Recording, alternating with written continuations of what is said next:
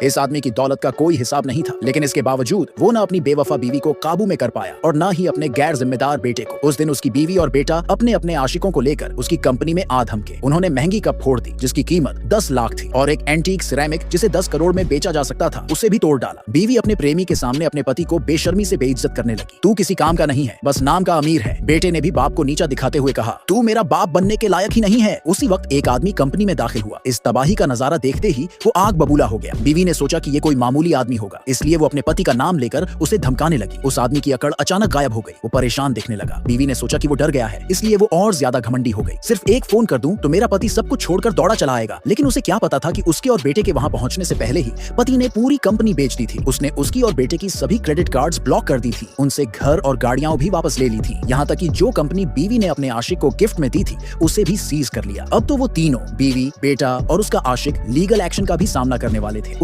इस आदमी की दौलत का कोई हिसाब